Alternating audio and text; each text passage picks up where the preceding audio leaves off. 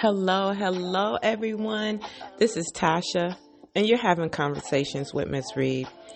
I wanted to talk about The Woman King.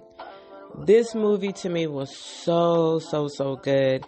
I understand that there's a controversy going on because it's saying the movie didn't depict the slave trade in which the Dahomey tribe actually contributed to, but they did address some of that, and I feel like people should go see this movie for themselves.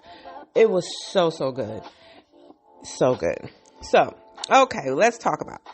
I'm not going to give any spoilers because the movie is really new still, and I really want people to go out and see it and, have your own point of view and take it the way your heart wants to take it once you watch the movie. I didn't know a lot about this history of this tribe until this movie was made, and then it forced me to actually do some Googling to look into it. There's not a lot out there. I will post in the show notes what I did find for anyone that would like to just read up on it. I was just really excited to see the movie anyways because of Viola Davis. I'm a big fan of hers. And to see the other characters and the other actresses and actors on the screen just made it just even more good. So, and I didn't know a lot of these other characters, and just, oh God, it was just good. It was good. So, The Woman King is a 2022 American historical epic film about the Agojie, and please forgive me with the pronunciations. Some of these is over my head, so I'm gonna try to do the best I can. The all-female warrior warrior unit that protected the West African kingdom of Dahomey during the 17th to 19th centuries. Set in the 1820s, the film stars Viola Davis as a general who trains the next generations of warriors to fight their enemies. It is directed by Gina Prince-Bythewood and written by Dana Stevens. Based on a story she wrote with Maria Bello, the film also stars Thuso, Mbedu, Lashana, Lynch, Sheila, Atim, and John Boyega.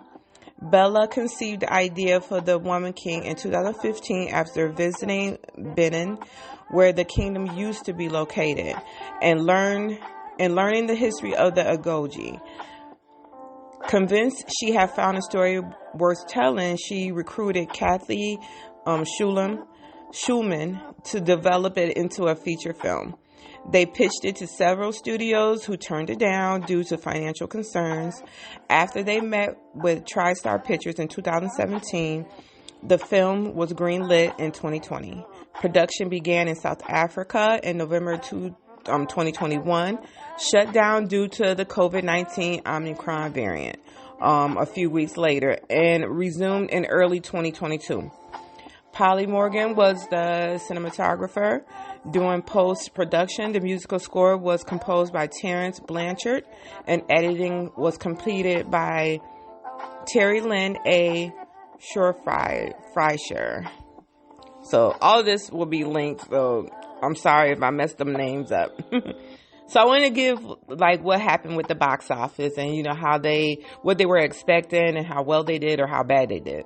So box office, the United States and Canada, The Woman King was projected to gross around $12 million in its opening weekend, with some studios estimating it could reach as much as $16 million. The film made $6.8 million on its first day, including $1.7 million from Thursday night previews. It went on to overperform and debut to $19.5 million from 3,765 theaters, topping the box office. Audiences polled by Cinema Score gave the film a rare average grade of A+ on and A+ to F scale, while those at Post Track gave the film a 95% overall positive score. Of the opening weekend audience, 60% was female, 58% was over the age of 35, and 59% was African American. That is so good. I was worried because, I saw all the trailers and everything, and immediately I was like, I'm ready, I'm in, I want to see this. Then I started hearing after it had day, because I didn't go see it on the first weekend, I went last night, and after I have seen it, it had first aired, and then I started seeing online that people was upset about it, and they was trying to boycott the movie and stuff, and I'm glad that didn't work, and I do understand the reason why those people felt that way, but I am so appreciative that I did get a chance to see the movie. It was not shut down, and I implore people, please just go see the movie. It was beautiful. Just everything picturesque. Everything was just beautiful. So, okay, just to give a little background of the Dahomey, and the only reason why I know how to say this because they kept saying it in the on screen, and I'm like, okay, well that should be easy because it sounds like Dahomey. So Dahomey.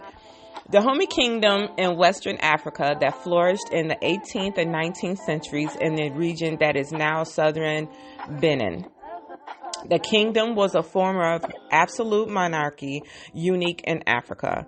The king, surrounded by a magnificent retinue, was the unchallenged pinnacle of a rigidly stratified society of royalty, commoners, and slaves.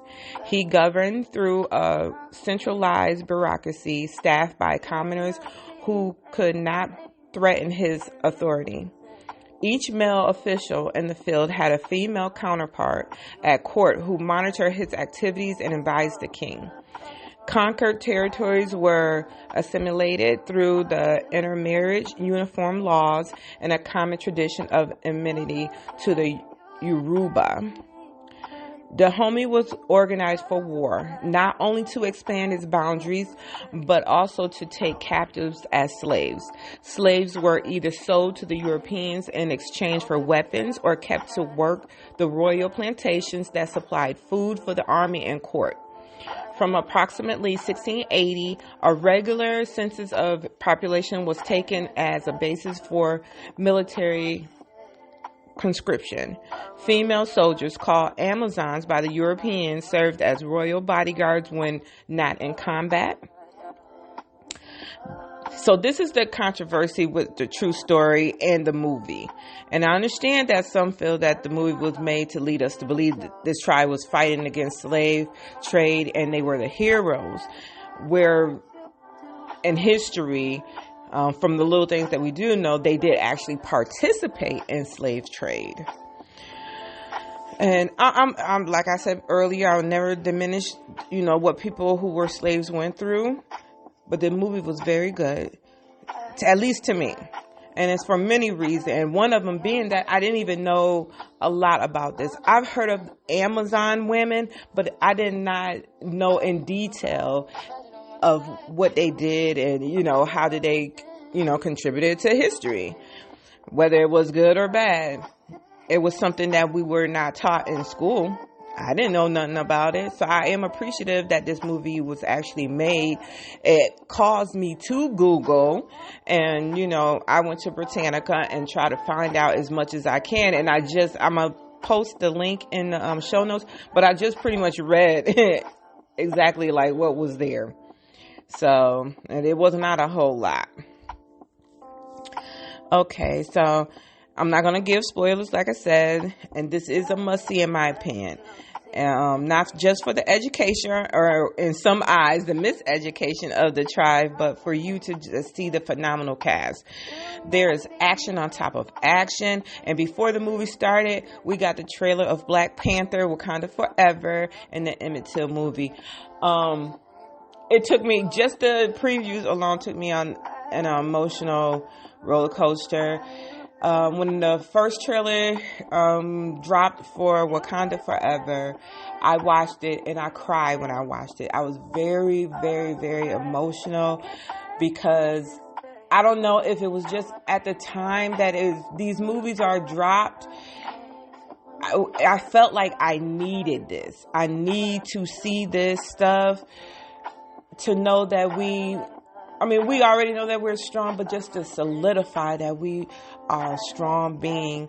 And that showed first, and then the Emmett Till preview to the movie showed, and it's been a lot of adaptations of the Emmett Till movie, and we actually have a show, I think it's on Hulu, and the power that the picture that his mother insisted on sharing, and to have that casket be open, to me is so powerful.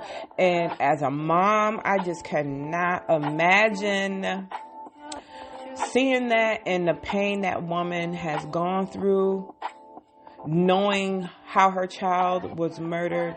It is so heartbreaking to me. So when they showed it last night, because I really try not to, I haven't watched the show, but I did read on the history a long time ago, and it's so heartbreaking to me, and it makes me very emotional. So when I did show it last night, I did shed some tears. I really, really, really feel so bad for that mom and that young boy. And again, with so many things, it's so senseless. It was not necessary. I will never understand the reason. And I think I don't never want to understand. There is no excuse. There is no reason as to why you did him the way you did him. And that's it. Before I start crying again. So we saw that. So that, to me, that set the mood for me. Now I was overly ready to see this movie. And it started off beautiful. The cinematography was amazing. The pictures, the costumes, just to see all that beautiful black skin on the screen. And it was just like the coloring was just so vibrant. It was just beautiful. Like everything you see. I mean, even I was so intrigued about the weapons that they used. It was just so much. I was just looking like, is that a machete? No, that can't be a machete. It's not long enough to be a machete. Is that an axe? Like, it was just so amazing. I thought it was very beautiful. I love the dance sequences when, they go back to the traditional, tribe, or maybe just the African dance. I've always been intrigued in that. When I was in high school, we had an African dance team at school, and they used to perform at lunchtime, like in the common area, and it was just always, I loved it. I couldn't wait for them to do it. Whenever you see them line up, you knew it was about to be on and popping. So I was very proud that my school actually had African dance, and that was amazing to me. And it really made me start looking into history more about us and reading more on Black authors and stuff. And I remember doing a paper on William D. Du Bois, or Dubois. So I really was intrigued with him. Okay, so back to the movie. I gotta clear my eyes, y'all, because that did make me a little misty even thinking about that. I mean, I don't know what's going on with me at this point, but whatever. All right. You see all the training. And I love that, how they be so uniform. And it cracked me up on some stuff, like Viola Davis. No matter what the Nawi, who was one of the girls that wanted to come over, well, she was actually sent over by her dad to be a part of the tribe. And no matter what the little girl did, whether she was doing something good or trying to help, she got fussed at because she did not follow the rules. And I was like, just like a mama, you be proud of, what somebody did or somebody that you're trying to teach. And you still have to be an ass towards them because they didn't do it the way you told them to do it. And instead of just being happy that they figured something out on their own and actually was able to help and contributed to y'all succeeding at whatever y'all was out, set out to do, which she did help. So I laughed at that part because I was like, you know what? We can always be so mean to them kids sometimes, or but hey, it is what it is. And so, all right, so we got straight to business, and the fight sequence. This is what tripped me out. The women, and this is how I was like, when the theater, because I was sitting next to a group of ladies and stuff, and the theater was packed. Because I'm thinking, okay, I'm going to go like early during the day, not too many people going to go, but it was packed. And I think it was a lot of people my age anyways. We like to get our ass in and get out. So when you see the fight sequence and the women was fighting actual men, and the women was actually beating their asses, women in the theater just screaming, clapping, woohoo! And I see some men sitting in there like, yeah, right. But it was a lot of men in there too that was very proud. Like they was clapping too. They supporting the women that were on the screen, and I guess supporting the person that you was with because that person felt that strongly about it. I mean, why not have their back? Because when there's like with the Black Panther, when we got our black strong man out there fighting, we're going to support that because we're proud to see that he was a badass. And, he did fall to his cousin, but shit, he came back. Rest in peace. Rest in peace to our boy. I didn't know how they was going to do this movie. Not this movie in particular, but Black Panther Forever with him being gone. And Chadwick Boseman was, to me, I've seen him in so many other movies, and I liked him in the movie he played with, dang it, who was that? It was about the, I can't even think right now. Jesus Christ. I'm gonna look it up real quick, y'all. I'm sorry, but that was I believe it was with was that Monique? Let me look real quick, guys. I'm typing. It's gonna bother me. Okay, let's see. Okay, yeah, it was this one. Okay, come on, where is it at? Jeez.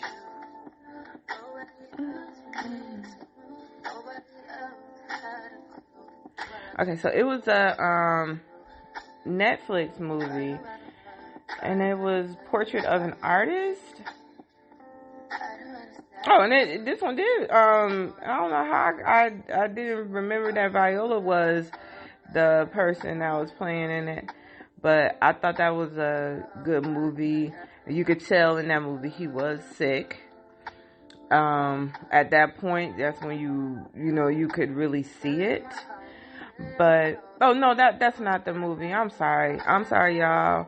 Ma Rainey's Black Bottom movie. That is the movie that I was talking about because I was like, and this one did portray Viola Davis. And this was a good movie. I really, really liked this movie, and you could tell he was sick in this movie.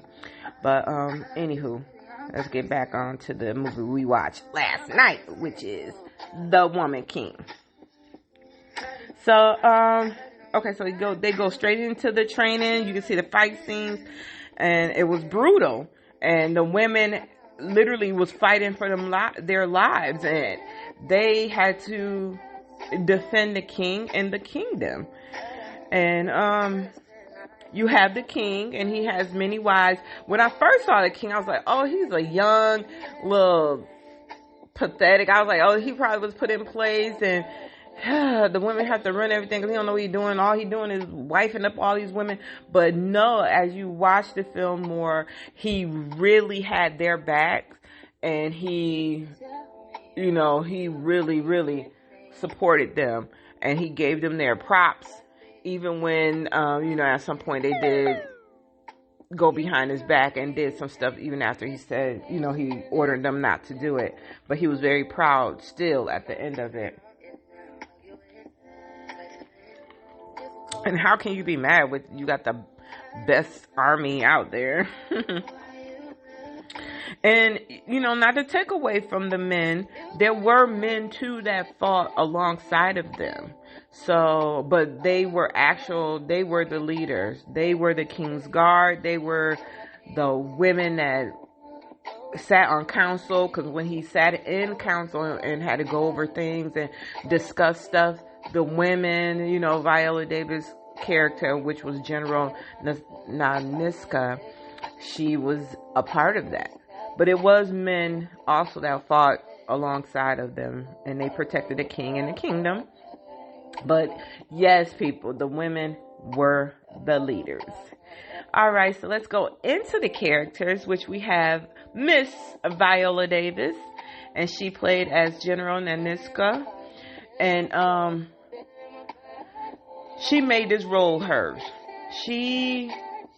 I follow her on Instagram, and as she was preparing and stuff for the movie, and she's been promoting it and everything, she showed like her regimen of like how she had to work out. She ex-military anyway, but just having to see her like conform and transition into this Amazon.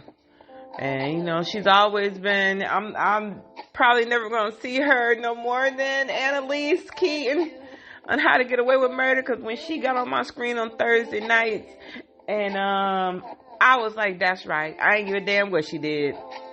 We just need her to come in there and fix this shit. That's all we need is for Viola to come and fix shit. And it did not make it no better that we had the beautiful Cicely Tyson as her mother on there. Oh, rest in peace. But when I say that was perfect, that casting was perfect. It was perfect. It was perfect. So, okay, then we had Thuso, Mbedu, and she played Nawi. And she was the one to push, she wasn't the one to push around. She was the one to push the envelope. She was the one that, if you tell her this, she did that. So, but she wanted to be a warrior. She trained hard. She learned, and she became. And that's what I really liked about that. She was a part of, which I can't say it's just back in the days, but I'm sure it still goes on now in certain religions and certain cultures where there are arranged marriages and stuff. So, it was set up for this. I mean, she every bit of, which I'm going to exaggerate, but she's every bit of like 15, and they had an arranged marriage for her to marry somebody who was like her dad age, and the man, or even older. Hell, he looked like he could be her grandpa. And she was disgusted, just like the rest of us on sitting there was like, ugh. First off, you ugly as ever, and then here you are like every bit of 80 years old wanting to marry this little girl, and she was not for it. So that's how she became to have to be pushed into this group and training and stuff. And some people succeed and some people fail out. I mean, they give you an option. If you don't have the stomach for it, you need to leave now, because this is going to be the training of your life.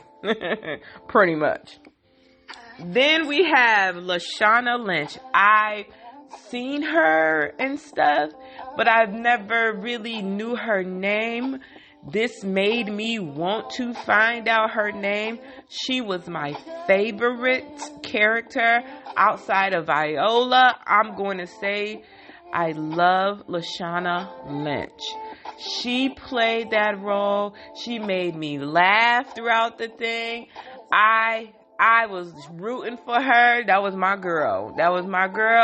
I loved how she was sitting up there sharpening them nails, because that was her weapons too.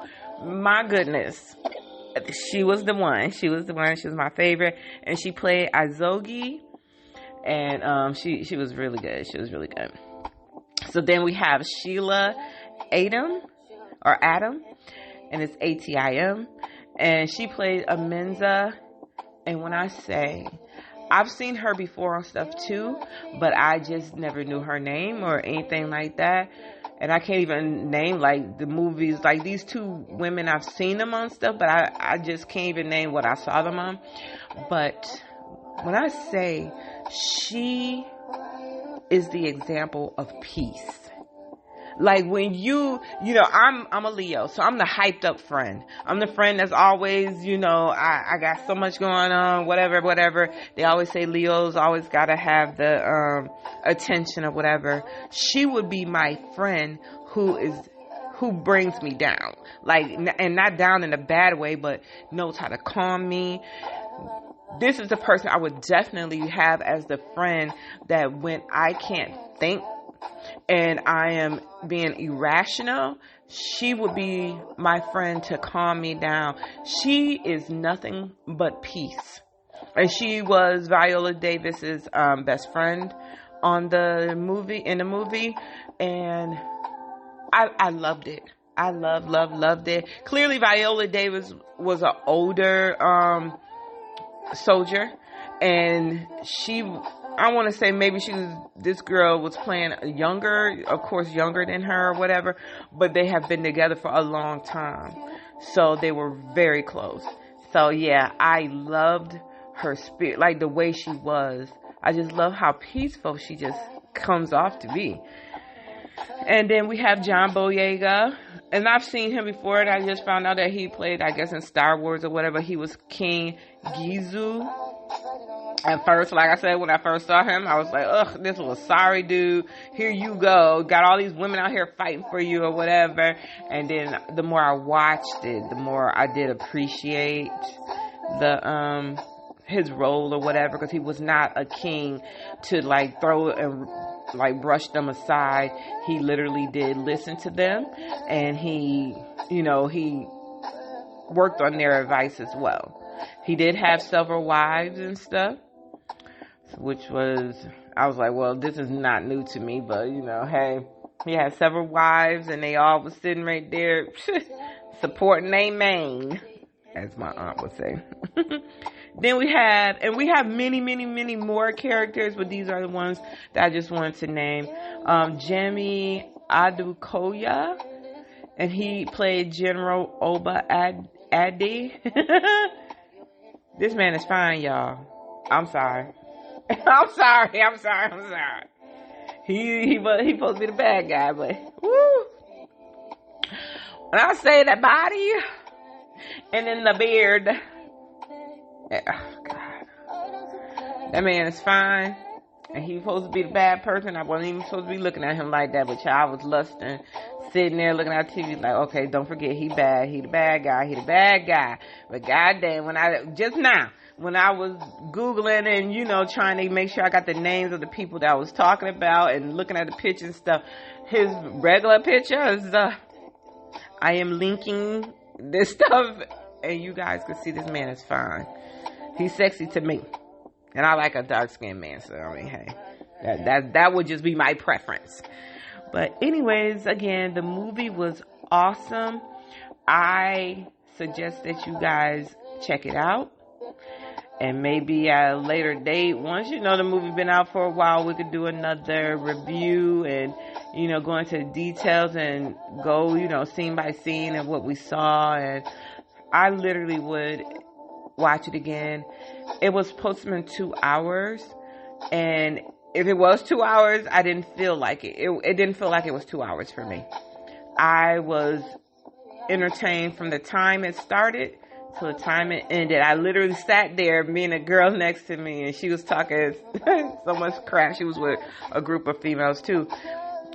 We sat for a minute because we were hoping that we was going to see like some maybe post-end credits and see like, they're going to show us part 2 or something that's going to come up, but no, they didn't. But anywho, we finally did get up and leave, but it was a very good movie, and I really say check it out.